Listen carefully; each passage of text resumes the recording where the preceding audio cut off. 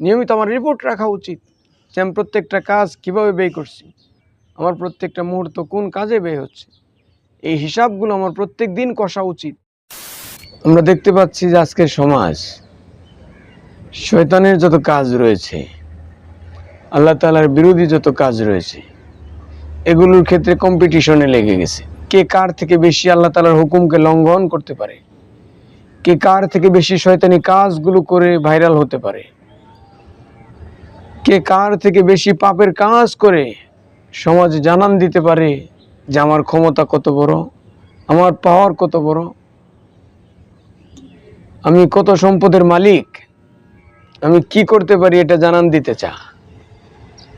কিন্তু এই কাজের মাঝে কোনো ক্রেডিট নাই যে আপনি আল্লাহ তাআলার বিরোধিতা করতে পারেন, শয়তানের কাজ করতে পারেন। এটার মাঝে আপনার কোনো ক্রেডিট নাই, এটার মাঝে আপনার কোনো আভিজাত্য নেই। আভিজাত্য তো ওই কাজে, সুনাম সুখ্যাতি তো ওই কাজে, সাহস তো ওই কাজে, ওই কাজে আপনার সুনাম রক্ষিত হবে যে কাজ করার জন্য আল্লাহ তাআলা বলেছেন আলাল বিররি ওয়াত তাকওয়া, সৎ কাজ, নেকির যত কাজ রয়েছে, ভালো যত কাজ রয়েছে এবং আল্লাহ তাআলাকে যে যত বেশি ভয় করতে পারে, এই কাজে প্রতিযোগিতা, এই কাজে কম্পিটিশনের মাধ্যমে আপনি জয়ী হলেই আপনি প্রকৃতপক্ষে জয়ী। নচেত শয়তানের কাজে আপনি অনেক লাভবান হওয়াতে আপনার কোনো গ্র্যাভিটি নাই, আপনার কোনো ক্রেডিট নাই। এজন্য সম্মানিত শ্রোতামণ্ডলী, আমাদের ভেবে দেখা উচিত যে আমার সময় কতটুকু রয়েছে আমার হাতে। আমরা একটা পরীক্ষার হলে প্রবেশ করেছি। পৃথিবী একটা পরীক্ষার হল, এখানে আমাকে ফিক্সড একটা টাইম দেওয়া হয়েছে এবং আমাকে সংক্ষিপ্ত একটা সিলেবাস দিয়ে দেওয়া হয়েছে। এই সিলেবাসের উপরে আমাকে প্রশ্নগুলো অ্যান্সার করতে হবে। আমি কতটুকু করতে পারলাম এটার উপরে পরকালে আল্লাহ তাআলা রেজাল্ট দিবেন আমাকে। এই রেজাল্টে আমাকে উত্তীর্ণ হয়ে আল্লাহ তাআলা দুইটা পুরস্কারের জায়গা, একটা জান্নাত নেকির পুরস্কার দিবেন, আর একটা জাহান্নাম যেটা মানুষ গুনাহের জন্য সাজার জন্য আল্লাহ তাআলা রেডি করে রেখেছেন। এই জন্য আমাদের এই সংক্ষিপ্ত জীবনটাকে পরীক্ষার হল মনে করে আমাদের জীবনের টোটাল টাইমের প্রত্যেকটা সেকেন্ড, মিনিট, ঘন্টা, প্রত্যেকটা দিন এমনভাবে ব্যয় করতে হবে যেন পরকালে আমাকে এটার জন্য আফসোস করতে না হয়। আল্লাহ তাআলা বলেছেন, কোরআনে কারিমের মাঝে বলেছেন, ইকরা কিতাবাক কাফা বিনাফসিকা আল-ইয়াওমা আলাইকা হাসিবা। পরকালে হিসাবের জন্য আমাকে যে আমলনামা দপ্তর দেওয়া হবে ওটা পড়ার জন্য আমি সেদিন নিজে যথেষ্ট হয়ে যাব।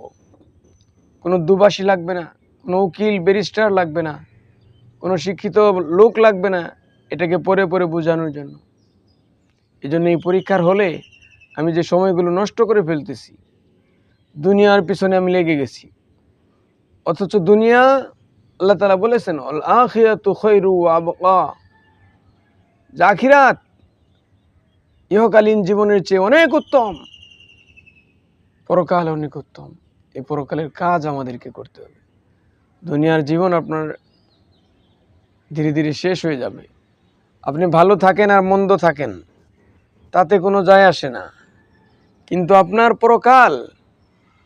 পরকালে আপনি মন্দ থাকলে আপনার কোনো উপায় নাই।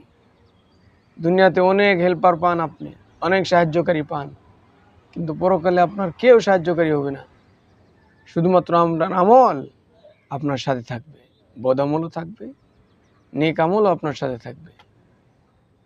এই জন্য আল্লাহ তাআলা বলেছেন যে নেকির কাজে প্রতিযোগিতা করো, তাকওয়ার কাজে প্রতিযোগিতা করো। কে কত বেশি আল্লাহ তাআলাকে ভয় করতে পারে, আল্লাহ তাআলার পথে কে কত বেশি দান সদকা, কত বেশি নামাজ, কত বেশি রোজা, কত বেশি কোরআন তেলাওয়াত, কত বেশি জিকির, কত বেশি ভালো কথা মানুষ বলতে পারে, এই ব্যাপারে আমাদের কম্পিটিশন করা উচিত।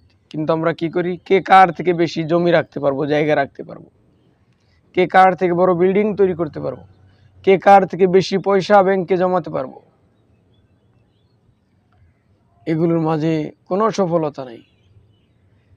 বরং এগুলো ব্যয় করার মাঝে সফলতা। আপনি যত বেশি ব্যয় করবেন তত বেশি আপনি পরকালে ধনী হয়ে যাবেন।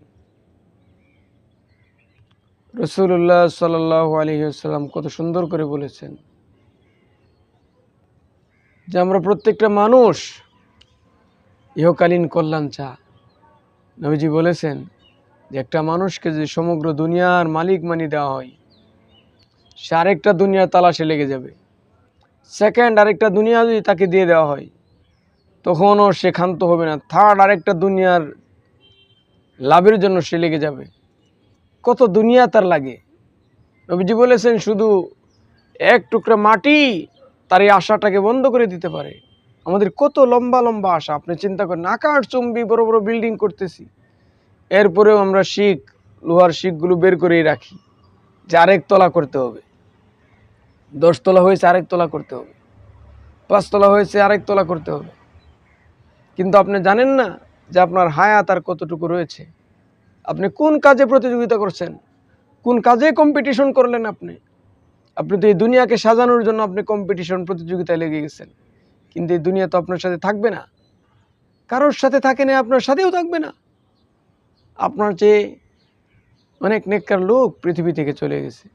নবী রসুল,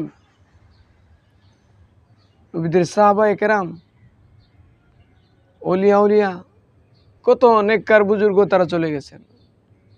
আবার অনেক খারাপ মানুষও চলে গেছেন।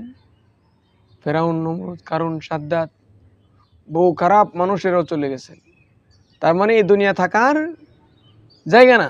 কিন্তু আমরা এই দুনিয়াকে নিয়ে আঁকড়ে থাকতে চাই। এই দুনিয়াকেই আমরা আমাদের সর্বশেষ ঠিকানা বানাতে চাই, যার জন্যই তো এত আয়োজন। আপনি যদি সত্যিই বলেন যে এই পৃথিবীকে আপনি চান না, আপনি টার্গেট পরকাল, কিন্তু আপনি পরকালের কাজ কতটুকু করছেন বলেন? সকাল থেকে পরের দিন সকাল পর্যন্ত এই 24টা ঘন্টা এই দুনিয়াকে সাজানোর পিছনে লেগে গেলাম। কেমনি আমার বাড়িটা সুন্দর করা যাবে, কেমনি বাড়ির প্লাস্টারের কাজ বাকি রয়েছে, রঙের কাজ বাকি রয়েছে, জমিটার কাজ বাকি রয়েছে, ছেলে মেয়ের বিয়ে শাদী বাকি রয়েছে, আমার নিজের অনেক পড়াশোনা বাকি রয়েছে। কিন্তু আপনি পরকাল সাজানোর জন্য তো আপনি কোনো প্ল্যান নেই। নিয়মিত আমার রিপোর্ট রাখা উচিত যে আমি প্রত্যেকটা কাজ কীভাবে ব্যয় করছি, আমার প্রত্যেকটা মুহূর্ত কোন কাজে ব্যয় হচ্ছে। এই হিসাবগুলো আমার প্রত্যেক দিন কষা উচিত। ঘুমানোর আগে আগে আমাকে আত্মসমালোচনা, আমাকে জিজ্ঞাসা করা উচিত যে সারাদিনে আমি কয়টা কাজ ভালো করলাম, কয়টা কাজ আমি মন্দ করলাম।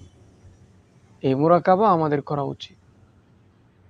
এই জন্য সম্মানিত শ্রোতামণ্ডলী, সকলকে আমি অনুরোধ করছি যে কোরআনে কারিম আল্লাহ তাআলা যেই কথা বলেছেন যে তাআওয়ানু আলাল বিররি ওয়াত তাকওয়া ওয়ালা তাআওয়ানু আলাল ইসমি ওয়াল উদওয়ান, যে তোমরা ভালো কাজে আল্লাহ তাআলাকে কে কত বেশি ভয় করতে পারো এই প্রতিযোগিতা করো, আর এই প্রতিযোগিতা করিও না যেটা আল্লাহ তাআলা সীমা লঙ্ঘন করে।